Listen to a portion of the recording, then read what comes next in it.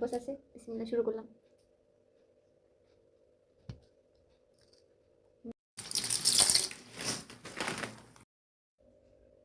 সুস্বাদু এই খাবারটি খেতে খুবই অসাধারণ হবে। আসসালামু আলাইকুম সবাইকে, সবাই কেমন আছেন? একটা রেসিপি তৈরি করব আজকে, হচ্ছে পাস্তা। এটা হচ্ছে বিকেলের নাস্তা। এটা আজকে রান্না করব আর আপনাদের সাথে শেয়ার করব, আশা করি সাথে থাকবেন।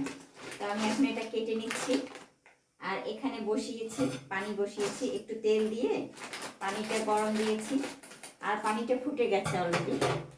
তো এখানে কিন্তু মশলা আছে, মনে হয় আরও আছে মশলা। এই যে জাস্ট 2 প্যাকেট, এখানে মশলা 2 প্যাকেট। তো আমার 1 প্যাকেট লাগবে, আর 1 প্যাকেট রেখে দেবো আবার যখন রান্না করব, কারণ পাস্তা অনেক বেশি। তো ঠিক আছে, সাথে থাকবেন।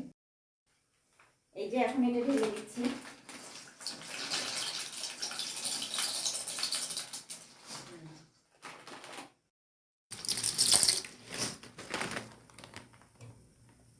সব এক স্টাইলের গুলো? হ্যাঁ, এগুলো দিয়ে দিলাম, কিন্তু এক স্টাইলই সব, ঝিনুক টাইপ। ঝিনুক টাইপের এগুলো।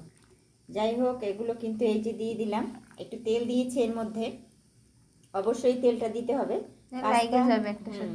পাস্তা যখন আপনারা সেদ্ধ করবেন তখন অবশ্যই তেলটা দিবেন। তেল দিলে দেখবেন একটার গায়ে একটা লাগবে না।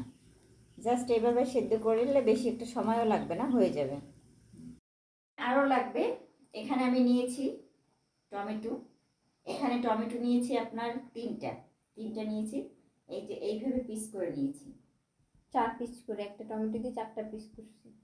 আর এখানে কিন্তু একদম তাজা ধনিয়া পাতা, একটু দেখাই, শীতের দিন তো একদম তাজা। আর এই 2 প্যাকেটই লাগবে, কারণ আমি পরবর্তী যখন রান্না করব মশলা আমি কিনে নিয়ে আসবো আলাদা।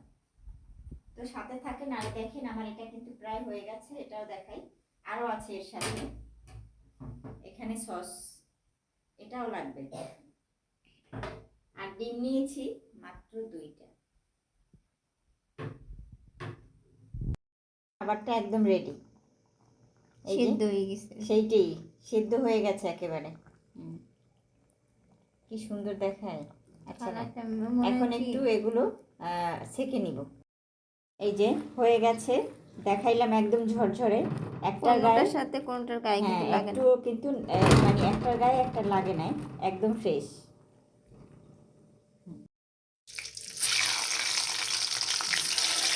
টমেটোগুলো এখানে অ্যাড করে দিলাম।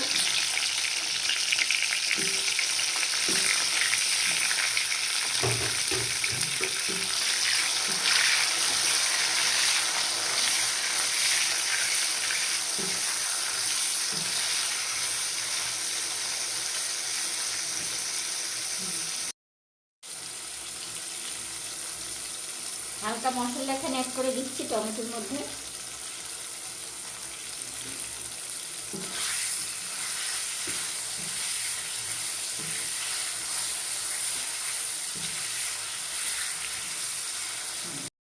কিন্তু টমেটো একেবারে নরম হয়ে যাবে, একেবারে এটা একদম গলে যাবে।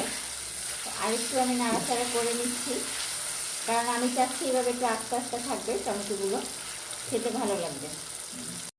এগুলো এখানে অ্যাড করে দিচ্ছি।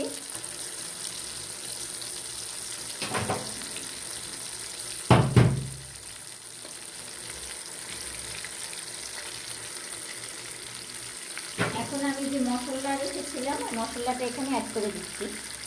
সব দিব না, আমি এখানে 1 প্যাকেট দিয়ে দিচ্ছি। এখন আবার একটু সুন্দরভাবে নেড়ে চেড়ে দিতে হবে ডিমগুলোর সাথে। এইভাবে আসলে রান্নাটা করে ফেলবো, খুবই ভালো হয় এরকম খাবার। মানে পাস্তা যদি আপনারা রান্না করে খান এইভাবে, খুবই কিন্তু ভালো হয়। দিচ্ছি সস এখানে করে দিয়ে একটু ভালোভাবে নেড়ে চেড়ে দিতে হবে এইভাবে।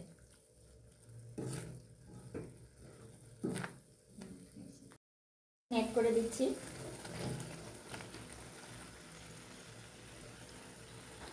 এখন দিয়ে দিচ্ছি মশলা বাকি যে মশলাগুলো সেগুলো এখানে অ্যাড করে দিলাম।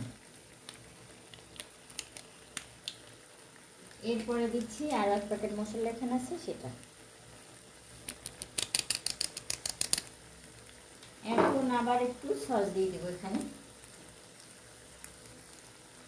এরপরে ধনিয়া পাতা দিব, তবে একটু পরে সেটা। এভাবে পাস্তা রান্না করলে সেই পাস্তা পাতি শেষ হয়ে যাবে, মানে এতটা ভালো হয় খেতে।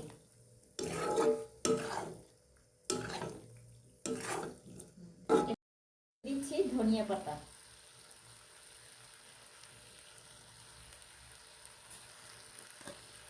আমার হয়ে গেছে রান্না কমপ্লিট।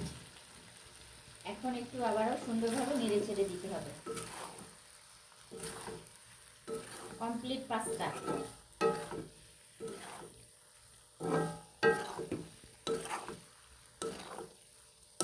ডিম পাস্তা, ডিম পাস্তা আপনারা মাংস দিয়েও খেতে পারেন। আবার অলরেডি রেডি হয়ে গেছে। এটা হচ্ছে ডিম পোস, এখানে 2টা ডিম আছে, আর এখানে হচ্ছে সেই পাস্তা যেটা আমি রান্না করেছি এখন মাত্র। এই যে আমার পাস্তা হচ্ছে ডিম পাস্তা, খুবই সহজে এবং টমেটো দিয়ে এভাবে খুব সহজে পাস্তা আপনারা তৈরি করতে পারেন বাসায় বসে। যাই হোক, রেস্টুরেন্টের মতো হয়নি, মোটামুটি হয়েছে। আশা করি আপনাদের কাছে ভালো লাগবে। এবং আমার রান্নাটা কিন্তু আসলেই অনেক সুন্দর এবং সুস্বাদু হয়েছে, আর তার সাথে তো ডিম পোস আছে। সুস্বাদু এই খাবারটি খেতে খুবই অসাধারণ হবে।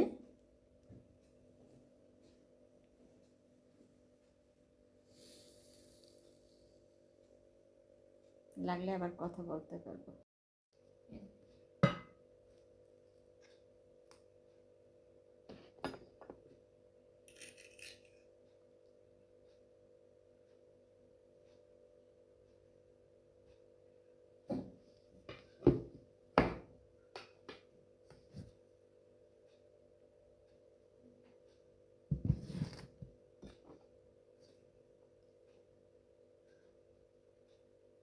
কি করো, খাওয়া স্টার্ট করছো?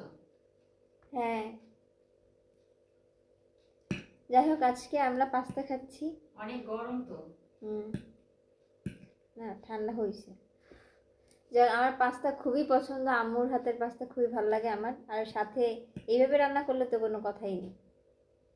সাথে ডিম পোস আছে। বিসমিল্লাহ, শুরু করলাম।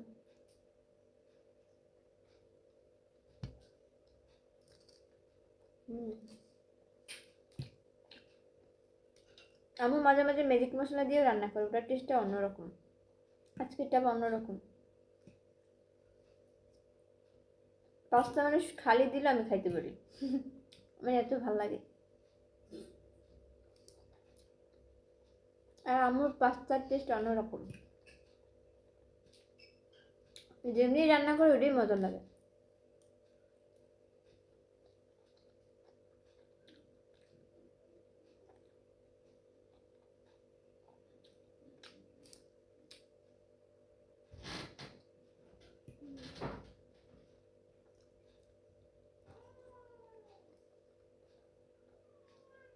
টেস্ট অনেক মজা।